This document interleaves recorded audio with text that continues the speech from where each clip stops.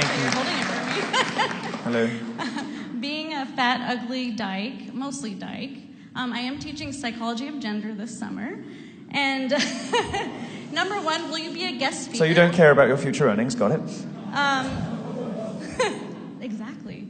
Well, I'm a dyke, so I don't really care about how I look or what I eat or anything either. But anyway, number one, will you be a guest speaker? I would have laughed if you'd slowed down so I could hear you. Thank you. I know, I talk really fast. My students tell me that too. It's all that gobbling. Will you be a guest speaker for me? Sorry? Will you be a guest speaker A guest for me? speaker for you? Mm-hmm. For what subject? For when? Psychology of gender. It's gender. It's all gender. It's not just women. I'd be very happy to. Yeah, sure. We can come and speak That'd be afterwards. awesome. Even if we have to Skype you in or something. Say again? And then my second question was, I already know that I should be populating my material with factual feminist and whiteboard material.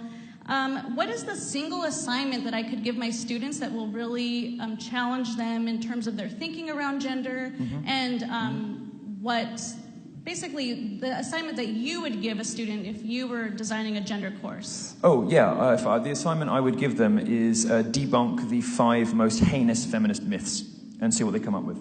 Most of them the first 2 will be obvious. After that, let's see what they come up with.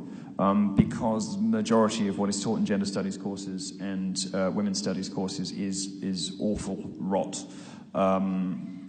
But for my own personal edification, I would ask them to debunk 5 feminist myths and see what they come back with. You may discover some students horrified by the mere suggestion of the assignment. How dare you suggest that anything a feminist ever says might not be entirely accurate?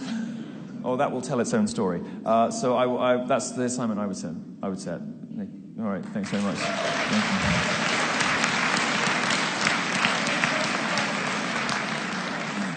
You'll be happier with a boyfriend, darling. You would. Yeah, I know, because look.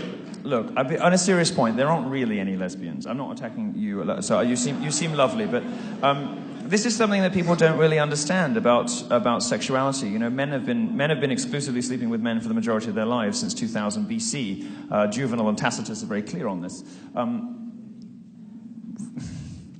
Female sexuality, as we know from all studies that have ever been conducted on this subject, is much more malleable, it's much more flexible. Women who sleep with women tend to have had relationships with men as well. So the old jokes about just needing a good dicking or she's just come out of a bad relationship do tend to be broadly accurate. There is a reason why things become cliches, because they're mostly true. I don't entirely believe in lesbians. There are, of course, a tiny proportion of, the dungaree-wearing types, with the short haircuts, your gender studies professors, who probably will never see a penis. More out of lack of options than preference, but... Well, this is this thing about asexuality. I'm asexual. No, nobody wants to fuck you. Good Lord. No, I mean... For most women, lesbianism is a sort of reaction, it's a response. And this research is not done very often because it's so politically incorrect. But broadly speaking, I just don't really believe in lesbians. And certainly the lesbian domestic violence epidemic, which is something you don't hear very much about, but which is a huge problem that affects lesbian households. The lesbian obesity crisis, which last year the federal government had to spend $3 million investigating to try to work out why dykes are all so fat. It's money that could have gone to, I don't know, pride floats for us or something. You really want to waste money on LGBTQQIA PRS ampersand exclamation mark? Just buy me more Gucci. Don't waste money on working out why they can't stop eating. This is why we hate each other. And what was the other one? There's something else. It's the obesity crisis. There's... bed death is its own issue.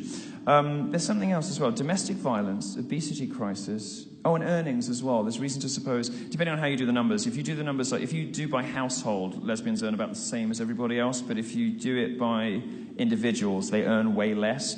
So if you're a woman and you decide to pick a lesbian lifestyle, you're much more likely to get hit, get incarcerated, get fat, and get poor.